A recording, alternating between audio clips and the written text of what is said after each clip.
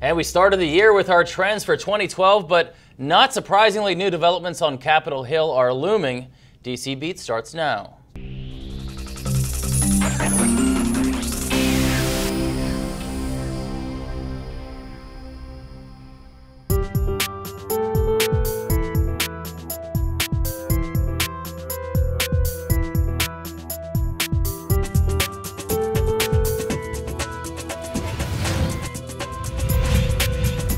And a road to a cybersecurity bill has been a long one and may come to a conclusion very soon, according to Hill insiders. In our studio to give us the latest on the cyber saga is Danielle Coffey, Vice President of Government Affairs for TIA. And Danielle, welcome to the program. Thank you. Thank you for having me. Thanks for being here once again. And again, always a lot to talk about on the Hill and in your space over there. But some talk right now about a cybersecurity bill being released or being signed sooner than later.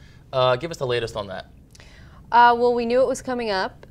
Senator Majority Leader Harry Reid said at the end of last year that it was going to be one of the first things out of the gate. It's been worked on for a long time. There have been different versions. Lieberman, Collins, Senators Lieberman and Collins have had their versions, and it has begun to move, as promised. Lieberman just held a briefing with the White House because they're coordinating, because of course there's interest from all parties, including the White House and the various agencies. So that briefing just took place. The House is also moving with their versions of legislation, and it was just passed out of the House subcommittee, the Homeland Security subcommittee, but the Energy and Commerce Committee also has some jurisdictions, so they're going to be holding a hearing next week, and we're going to have one of our member companies who we put forward as a witness, which is Juniper. So we're excited that we'll be represented at the hearing because these issues are very important to our members. It doesn't just have to do with the nation's protecting our critical infrastructure, what governments can do to share information, but the infrastructure and the networks that we build, our members build as manufacturers and suppliers, obviously are a big part of the conversation, and we wouldn't want anything to be done or to take place to impede investment or innovation of our products and services that go into that infrastructure that needs to remain secure, and as much as it's important that it is secure, we wouldn't want one to be at the expense of the other. Well, it seems to me that this is a bipartisan effort for many reasons, mainly to protect the cyberspace for the industry. Right. But of course, there's issues in every bill. What are the issues facing the cybersecurity bill right now? That's a good question, because obviously that's going to be those are going to be the tension points that might have an impact on whether or not it goes through in the conversations that lead up to its passage. Right now it is going through regular order. It's not going to be included in anything, so we do have time to deliberate those issues.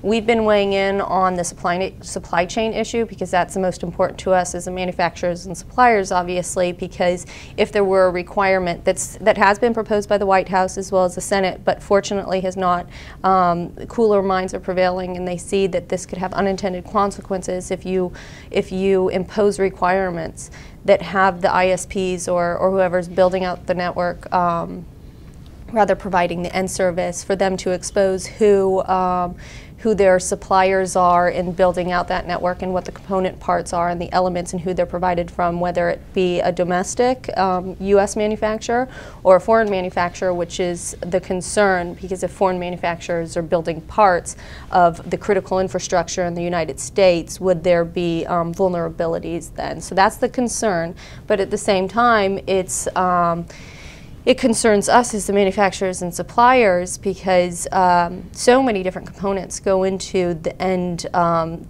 equipment, the end product or service, and to have to keep track of everywhere where that comes from, and to be able to determine what is a foreign entity or foreign manufactured product is just so complicated that it would hinder investment, it would hinder innovation, and that's what we're always concerned with. So the supply chain issue is our greatest concern. However, the other big issues, the other tension points that I mentioned are information sharing when there is a cyber attack between the government and the private entity, or governments and governments.